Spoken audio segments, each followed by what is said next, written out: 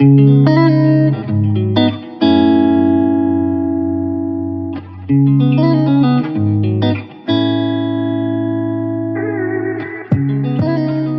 de nos objectifs, c'est faire du reconditionné le meilleur choix pour le consommateur. BNP Paribas Personal Finance vous invite à découvrir On the Way, le podcast qui explore les chemins de la consommation responsable. Entrepreneurs, acteurs du monde de l'entreprise ou chercheurs, On the Way donne la parole à ceux qui agissent jour après jour pour construire une consommation plus durable. Bienvenue et bonne écoute. Bonjour, je m'appelle Camille Richard, je suis en charge de la RSE chez Back Market et je vous remercie de votre invitation sur On the Way pour parler du reconditionnement et de son impact sur l'environnement. Moi je suis originaire de la région de Bordeaux et j'ai été élevée par des parents biologistes, ce qui a énormément impacté avec du recul aujourd'hui mon engagement et j'appellerais pas ça une vocation mais en tout cas ma conviction de vouloir travailler dans des métiers qui étaient en ligne avec la lutte contre le réchauffement climatique, la préservation des ressources, etc. Mais mes frères et sœurs font aussi des métiers dans cette branche, donc je pense que ça a été déterminant. J'ai fait des études à Sciences Po Bordeaux, un master notamment en analyse de risque, avec cette idée de vouloir travailler dans l'environnement, mais pas savoir forcément très bien comment aborder ce monde ou ces métiers-là. Donc j'ai fait le choix de travailler dans une entreprise qui était spécialisée dans la gestion environnementale pour me former sur le tas. Et en me disant que, en fait, en sortant de là, je serais capable de travailler dans des métiers un peu plus techniques ou en tout cas un peu plus spécialisés sur l'environnement. Donc je suis partie en VIE au Brésil avec Suez, chez qui j'ai continué ensuite au Mexique, puis je suis rentrée à Paris, toujours chez eux, en faisant des métiers. J'ai travaillé dans le marketing, dans la communication, dans le business development. Et les dernières années, j'étais à la direction du développement durable de Suez, où j'ai beaucoup travaillé sur la performance environnementale de l'entreprise et sur la performance environnementale de nos clients industriels. C'est là que je me suis familiarisée avec les sujets d'impact, la mesure d'impact et qu'est-ce qu'on pouvait mettre en place pour l'améliorer, pour faire en sorte qu'une entreprise ait un bilan en tout cas plus positif, si ce n'est complètement positif. Quand j'étais chez Suez, donc j'ai travaillé à la fois sur la question du traitement de l'eau et du traitement des déchets. Et c'est vrai que ce qu'on apprend en travaillant dans ce milieu-là, c'est qu'un déchet n'est pas un déchet est potentiellement une ressource. Donc ça veut dire recycler, donc déjà ce qui semble être la base aussi, donc une bouteille en plastique, etc. Ça veut dire produire de l'énergie verte aussi avec le biogaz, etc. Ou même de la chaleur avec l'incinération. Donc en fait l'idée c'était de transformer un peu son mindset en se disant, en tout cas son état d'esprit en se disant ok, on peut toujours trouver une nouvelle utilité, la question de la revalorisation, de la réutilisation, du recyclage. C'est comme ça qu'il faut aborder aujourd'hui nos déchets, et plus seulement comme quelque chose qu'on va mettre dans un trou et recouvrir de terre en fait. Et c'est pour ça aussi que l'activité de Back Market m'a intéressée assez rapidement, et j'ai commencé d'ailleurs à acheter des appareils chez eux avant même de travailler, mais c'était justement cette idée que ces téléphones, ces ordinateurs qui partaient au rebut, donc soit en décharge, soit dans nos tiroirs, dans nos armoires. Le consommateur sait bien qu'il ne faut pas qu'il jette, et donc il va le garder. Mais en fait, tout ça en fait, devenait du déchet, alors que ça pouvait avoir une seconde, une troisième, voire une quatrième vie. Il faut savoir en plus qu'aujourd'hui, même pas 20% des déchets électroniques sont recyclés. Donc c'est aujourd'hui le potentiel de réutilisation de l'électronique est énorme aujourd'hui.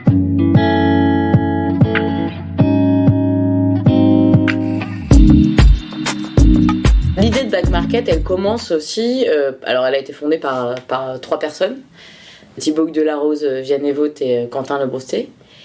Et l'idée, elle est venue d'un constat, quelque part, du fait qu'il existait à la fois une solution assez simple d'économie circulaire et de lutte contre le réchauffement climatique, qui était le reconditionnement, puisque c'est pas une solution qui est nouvelle, et en même temps, une absence totale de confiance du consommateur envers cette solution-là. C'est-à-dire que pour un consommateur, c'était très difficile, moi la première encore il y a quelques années, et de se dire ok, je vais acheter un téléphone de seconde main.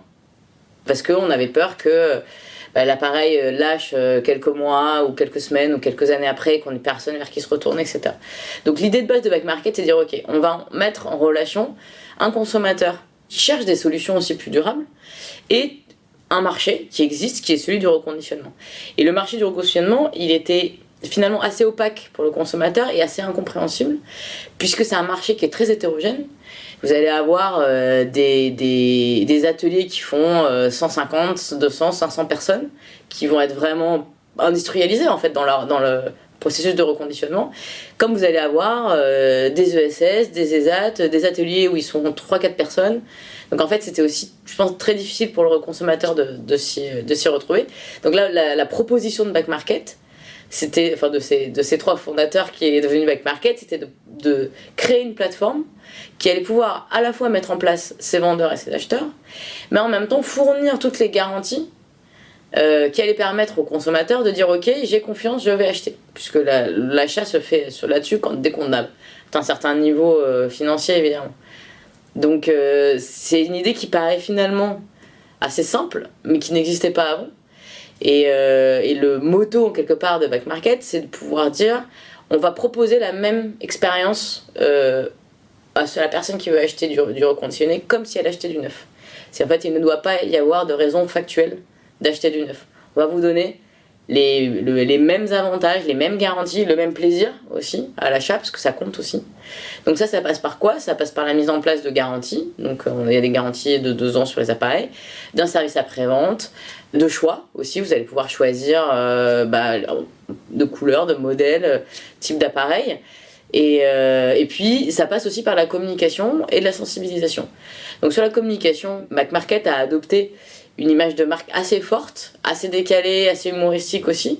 L'idée étant de rendre le reconditionné sexy. Il fallait qu'en fait l'acheteur soit fier d'avoir choisi du reconditionné. Et après, il y avait aussi la question de la sensibilisation plus large à ce que ça voulait dire en termes d'impact environnemental de choisir du reconditionné. Nous, on voit notre base de consommateurs qui s'élargit. Aujourd'hui, on a 25% qui viennent pour des questions d'impact, plutôt 75% pour des questions de prix. Mais ces personnes qui viennent pour des questions de prix, elles reçoivent aussi l'information dans leur achat sur ce que ça veut dire en termes d'environnement, d'impact environnemental, de choisir du reconditionné.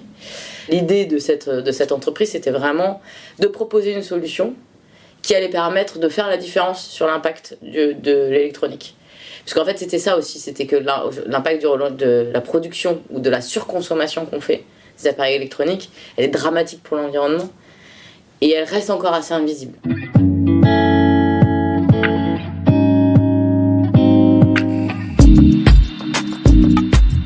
Alors si on parle de la question des déchets en tant que tel, il faut savoir que je crois qu'en 2020 c'était environ 53 millions de tonnes de déchets produits.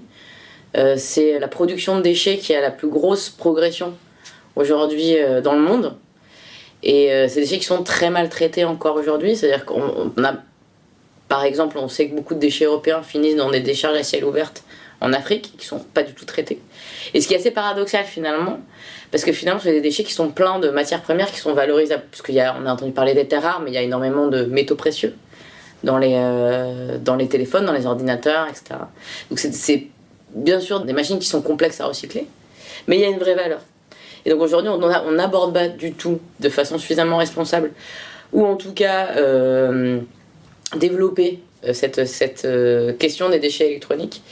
Et en fait, il faut savoir qu'une décharge de déchets électroniques, c'est à la fois des émissions de gaz qui sont toxiques, c'est la pollution de nappes phréatiques. Donc en fait, c'est pas seulement le fait de se retrouver avec un tas de déchets. C'est-à-dire que ça va avoir des impacts sur les écosystèmes qui sont aussi autour. Donc c'est un sujet qui est extrêmement crucial aujourd'hui.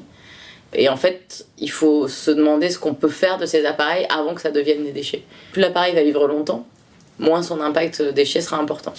Aujourd'hui, acheter un téléphone reconditionné plutôt qu'un smartphone neuf, ça permet d'économiser 175 grammes de déchets électroniques. 175 grammes, ça paraît pas énorme, mais quand vous savez qu'un téléphone, c'est 130 grammes, donc déjà ça permet d'éviter ce déchet, que le téléphone devienne un déchet, mais ça va permettre aussi d'éviter tous les déchets électroniques qui vont être produits pendant le processus de fabrication du téléphone. Une fois que les métaux sont extraits, ils vont être transformés pour devenir des composantes en fait, qui vont rentrer dans les téléphones, et toute cette transformation, tout ce processus crée énormément de déchets aussi. Donc en fait, il ne faut pas négliger l'impact que peut avoir le fait de choisir du reconditionnement sur cette production de déchets électroniques aujourd'hui. Les déchets électroniques sont un sujet qui est de plus en plus récurrent, mais la question de l'impact de notre consommation d'appareils électroniques, elle est beaucoup plus lourde, on va dire, aujourd'hui. Et un bon exemple, ou en tout cas un bon impact pour s'en rendre compte, c'est les émissions carbone. Aujourd'hui, 4% des émissions carbone globales sont liées à notre consommation du digital. Donc, quand on dit ça, on parle à la fois de la production des appareils, mais aussi de la consommation de nos données, des données, par exemple le streaming, etc., ou les serveurs, etc. Mais il faut quand même rappeler que selon l'endroit du monde où on se trouve, la part de la fabrication représente entre 50 et 70%, voire 80% de cet impact. Donc c'est la fabrication qui est extrêmement importante. Et aujourd'hui, pour vous donner une idée, on dit 4% c'est plus que le trafic aérien mondial. Donc en fait, et cette tendance est en augmentation. Donc en fait, aujourd'hui, il faut être très réaliste. On ne va pas arrêter de consommer du digital ou du numérique, puisque c'est rentré dans nos vies, en fait.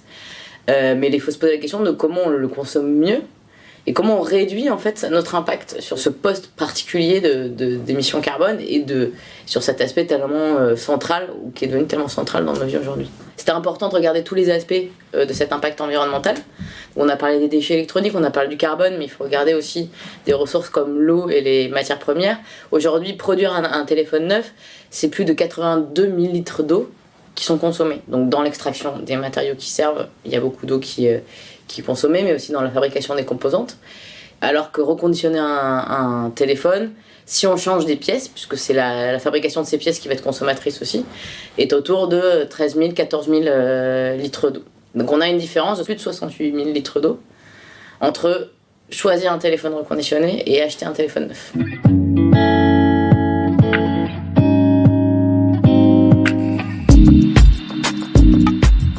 La lutte contre l'obsolescence programmée fait partie de notre mission, à la fois auprès du consommateur, mais aussi on se bat auprès des reconditionneurs, puisque en fait ils sont aussi très très handicapés par ça, puisque les constructeurs les empêchent de réparer en encastrant les batteries, etc. Donc aujourd'hui, la question de l'obsolescence programmée, c'est un vrai sujet qui est regardé par le législateur pour justement permettre que les pièces détachées soient disponibles plus longtemps, à des prix moins prohibitifs, puisqu'aujourd'hui ça fait partie des barrières qu'il y a à la réparation, c'est que les constructeurs mettent des pièces d'origine en vente aux réparateurs à des prix qui sont complètement prohibitifs, qui rendent en fait la réparation beaucoup moins intéressante. Et il y a évidemment la question de l'obsolescence perçue. Donc ça, c'est vraiment comment un constructeur va rendre désirable un nouveau produit pour donner envie au consommateur de changer. On parle du téléphone aujourd'hui, de changer son téléphone alors que le sien marche encore, alors qu'il l'a acheté il n'y a pas si longtemps, alors qu'il a encore 2, 3, 4 ans de durée de vie devant lui. Et en fait, tout ça on peut appeler aussi l'obsolescence marketing. Enfin, il y a plein de notions autour de ça, mais ça veut toujours dire la même chose. C'est qu'en fait, ce ne sont pas des obsolescences qui sont réelles ou techniques, c'est vraiment des obsolescences qui sont perçues par le consommateur, parce que en fait on lui martèle un discours marketing qui va le pousser à consommer quelque chose dont il n'a pas vraiment besoin à ce moment-là. On soutient beaucoup une association française qui s'appelle Halte à l'obsolescence programmée, qui justement essaie de faire condamner des grandes, souvent un peu les GAFAM, mais sur ce sujet de l'obsolescence qui pousse en fait à surconsommer, qui est un vrai problème aujourd'hui, qui est en grande partie responsable de ces effets dramatiques de l'électronique sur l'environnement. Et on parlait tout à l'heure des 4% des émissions globales qui sont dues à ça.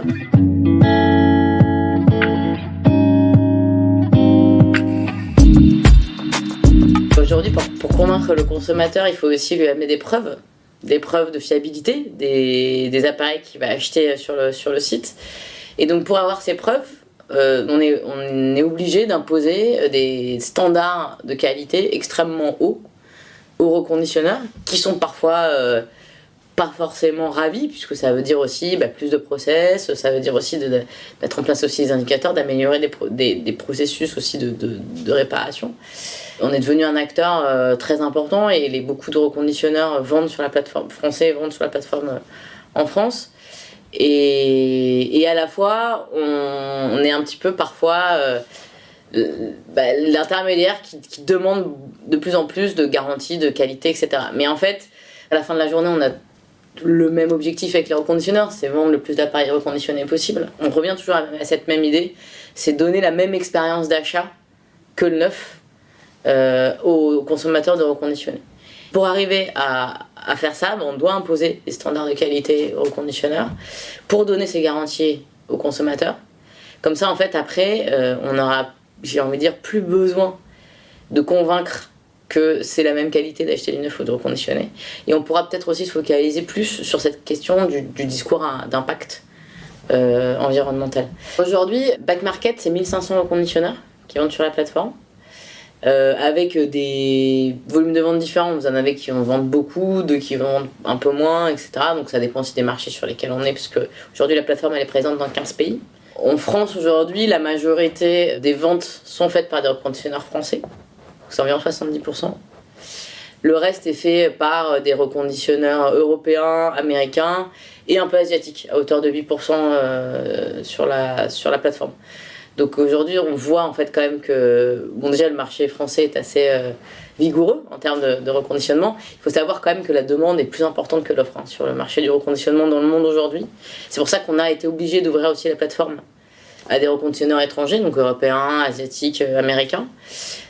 Puisque, pour en revenir à ce qu'on disait sur la même expérience sur le reconditionné que sur le neuf, il faut qu'on puisse donner du choix aussi. Donc aujourd'hui, il faut savoir que si on regarde un petit peu la structuration internationale, on va dire, du reconditionnement, c'est que vous allez avoir des sources d'appareils qui vont être beaucoup aux États-Unis, par exemple, puisqu'en fait, ils ont des modèles où ils changent de téléphone très souvent, donc il va y avoir énormément de mal dessus.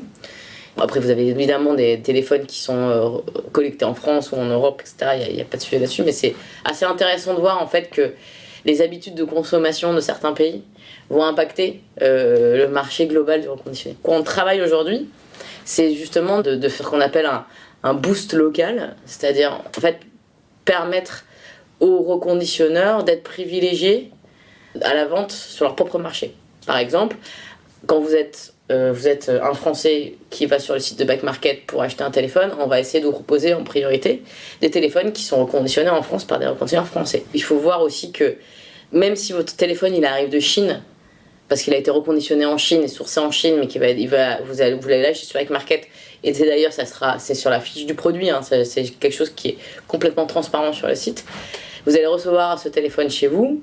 Évidemment que son impact sera plus fort qu'un téléphone qui va être reconditionné en France et acheté en France.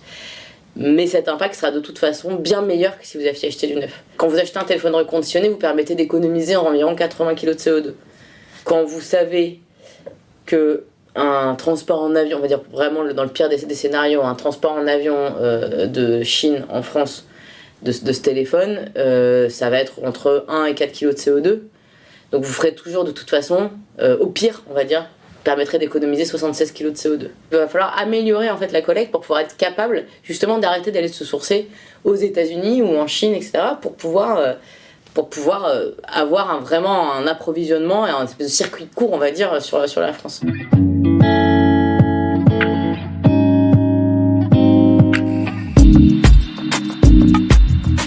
Qu'est-ce qu'il faut dire aujourd'hui à quelqu'un qui a des téléphones dans ses tiroirs ? Je pense qu'on a tous entre eux.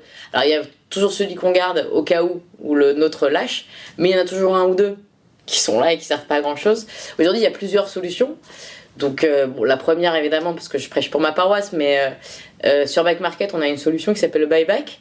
En fait vous pouvez revendre votre téléphone sur la plateforme. Donc comment ça marche ? C'est assez simple, c'est qu'en fait vous vous connectez, vous rentrez les caractéristiques de votre téléphone, donc quel modèle, quelle année, etc. Est-ce qu'il y a des rayures sur l'écran par exemple ? Et vous allez avoir un reconditionneur qui quasiment en direct va vous faire une offre. Il va vous dire ok, votre téléphone, je vous le rachète 70, 80, 120 euros ou 10 euros parce qu'en fait il vaut plus grand chose, mais moi je vais quand même l'utiliser pour sortir des petites pièces pour pouvoir en réparer un autre. Donc il y a cette solution. Là vous êtes sûr en fait que ça va repartir en réutilisation. Vous pouvez aussi le donner à des associations comme Emmaüs qui en fait a une activité de reconditionnement qui s'appelle les ateliers du bocage, qui peut aussi revaloriser. Et après, en dernier recours, si vraiment vous ne trouvez pas de solution pour votre téléphone, vous vous tournez du coup vers un éco-organisme qui va s'engager à le recycler. Et donc là, vous avez une solution qui existe depuis quelques mois déjà, voire quelques années, qui s'appelle je donne mon téléphone.fr. C'est Écosystème, l'éco-organisme qui a mis ça en place. En fait, vous vous connectez et il va vous envoyer une enveloppe déjà affranchie pour que vous mettiez votre téléphone et que vous l'envoyez pour qu'il soit recyclé.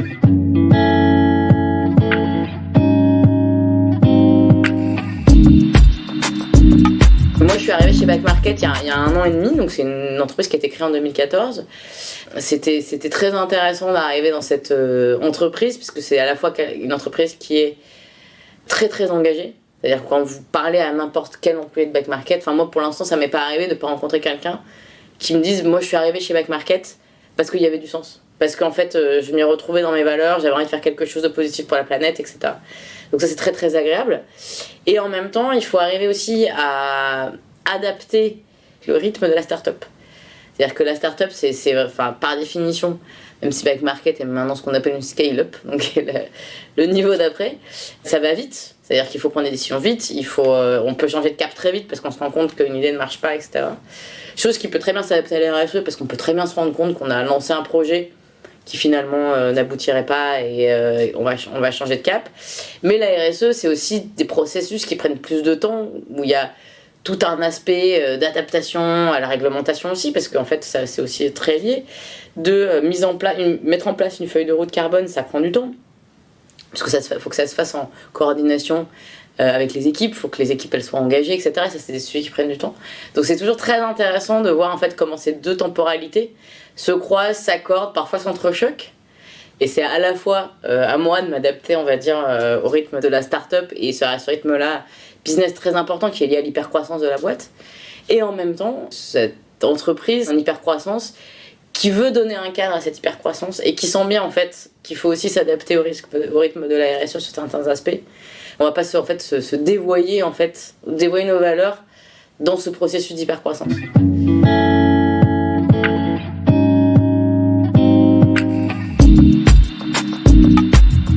Back Market en termes d'entreprise, enfin les grands projets qu'il y a, c'est de se développer à l'international évidemment et de se diversifier aussi. Faire en sorte qu'on arrive vraiment à proposer une gamme d'appareils reconditionnés électriques et électroniques la plus large possible pour qu'on puisse se dire ok moi demain je dois meubler ou je dois équiper mon appartement, je vais rien acheter de neuf en fait parce que j'ai cette solution. Donc en fait de petit à petit donner de plus en plus d'options en fait ça fait partie d'ailleurs de nos objectifs.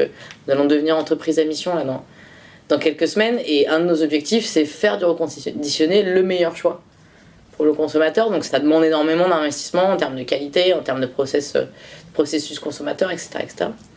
Et après, en côté plus RSE, mais qui se mêle avec la partie business, donc déjà, comment on va valoriser ces chiffres qui sont sortis de l'étude ADEME à laquelle on a participé, sachant que là, on a eu les téléphones, mais d'ici à mars, on aura sur les ordinateurs, les tablettes, etc. Donc comment, en fait, on valorise ces chiffres des consommateurs, comment on fait en sorte que le consommateur s'approprie ces impacts qu'il a permis d'éviter. Après, moi, j'ai 2 gros chantiers là, qui commenceront cette année. C'est comment on réduit l'impact de notre plateforme. Parce qu'en fait, c'est très bien de parler de l'impact du reconditionné, mais nous, on a un impact aussi. Donc, il faut aussi se dire, ok, comment on fait. C'est pas parce que notre activité a un impact positif sur la planète qu'il faut pas regarder l'arrière-boutique et faire en sorte qu'elle soit au moins aussi propre que la vitrine. Et donc on travaille beaucoup là-dessus, donc on va travailler avec les équipes techniques, nos développeurs, etc. pour voir comment on peut encore améliorer l'empreinte de nos sites internet. Et après un autre sujet qui moi me tient à cœur, c'est justement cette question des livraisons qu'on a abordée. Donc il faut savoir qu'aujourd'hui, Back Market n'a pas la main sur les livraisons. C'est vraiment une interaction entre le reconditionneur et le client final. Mais ça ne veut pas dire en fait qu'on ne peut pas accompagner. Donc nous l'idée ça va être aussi de permettre aux consommateurs d'avoir une idée de l'empreinte de sa livraison au moment de l'achat.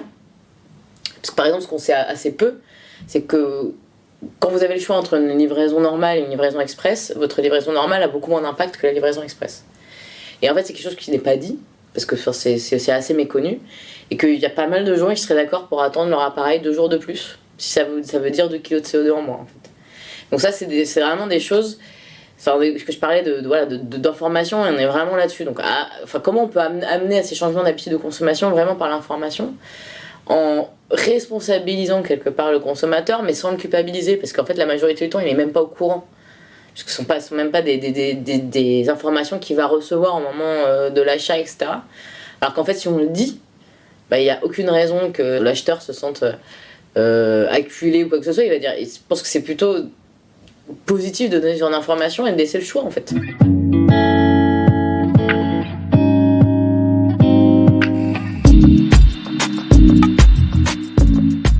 pas avoir des pratiques particulièrement ni virtueuses ni en avance, c'est-à-dire que je pense que comme beaucoup de Français, je fais attention à ma production de déchets. Je pense que ça vient aussi, je pense, de mes années à travailler dans le recyclage aussi, donc je fais attention à ça depuis longtemps.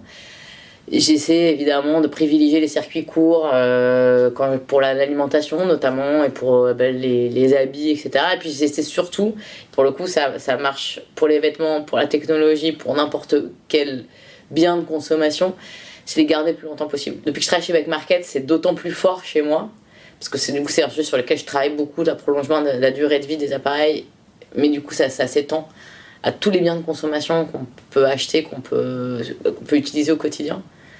Et garder ces objets le plus longtemps possible et pas juste abandonner une cafetière parce que elle a pas trop marché pendant une semaine, etc. Donc voir comment on peut réparer. Donc c'est ça que je suis en train d'explorer plutôt sur comment on peut réparer, comment on peut prolonger, comment on peut entretenir. Typiquement voilà des choses. J'ai commencé à entretenir des appareils électroménagers que j'avais jamais vraiment regardé avant, en me disant ok, il faut que je prolonge le maximum en fait la vie de cet appareil, puisque en fait il a eu un impact environnemental énorme avant d'arriver dans ma cuisine ou dans ma main, si on parle d'un téléphone quoi. Quand on a ces informations là, en fait on peut avoir un acte d'achat qui est beaucoup plus conscient. Est-ce que je veux acheter ce smartphone parce que j'en ai besoin, ou parce qu'en fait on m'a fait miroiter une nouvelle fonctionnalité ou un nouveau design et c'est vrai que c'est plus sympa et plus sexy que celui que j'ai aujourd'hui, etc.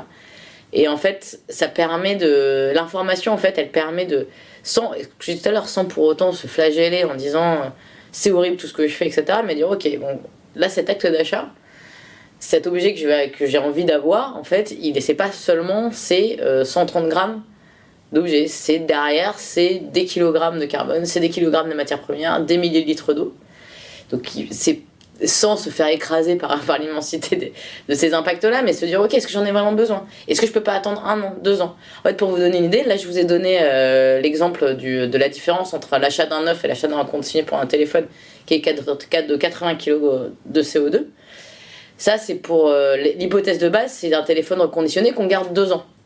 Mais si vous gardez une année en plus vos téléphones reconditionnés, pour chaque année supplémentaire, vous économisez 25 kg de CO2. Donc en fait, ça veut dire qu'à chaque fois que vous gardez un peu plus votre appareil, que ce soit votre cafetière, votre machine à laver, votre téléphone, même votre pull en fait finalement, en fait vous allez encore plus économiser, vous allez en plus éviter d'impact sur votre achat en fait. Donc ça veut dire que vraiment c'est pas anecdotique, c'est pas une vue de l'esprit, c'est pas un élément de langage de dire ça, c'est vraiment très très très concrètement, vous rajoutez 25 kg de CO2 évité par année, vous gardez votre téléphone. Il faut pas minimiser notre pouvoir. Nos choix en fait, non seulement ont un impact direct sur l'environnement, mais en plus peuvent obliger les industriels à changer aussi leur façon de faire. Et nous en fait, ce qu'on espère par exemple avec si on garde l'exemple des appareils électroniques, mais c'est qu'à terme les constructeurs, les Samsung, les Apple, etc. fassent des objets qui soient plus facilement réparables. Prends l'exemple de Fairphone, c'est ça en fait, c'est comme ça qu'on doit réfléchir à construire la technologie aujourd'hui. Il n'y a pas de sujet, c'est eux qui ont la réponse là-dessus. Il faut que la réparation revienne, parce qu'elle a toujours existé et elle était un peu sortie de les automatismes parce que par la profusion de biens de consommation qu'on a apportés. Donc en fait il faut le remettre en fait dans nos réflexes du quotidien, de pas se dire ma machine à laver a fui, mais c'est terminé, je la change en fait. Non, il y a peut-être des choses à faire. Il y a des acteurs type Murphy en fait qui aussi facilitent beaucoup cet accès à la réparation, et je pense qu'il faut vraiment aller dans ce sens-là quoi. Mais ce que vous dit Murphy et ce qu'on voit aussi nous chez les reconditionneurs, c'est que on cherche des gens, c'est-à-dire que c'est des secteurs qui sont en train de se développer et c'est des métiers qu'on avait laissé tomber en fait dans la formation. Donc en fait, il y a aussi tout un mouvement pour ramener des gens en fait vers la réparation, qui est vraiment un métier d'avenir et puis surtout qui a un impact extraordinaire sur l'environnement.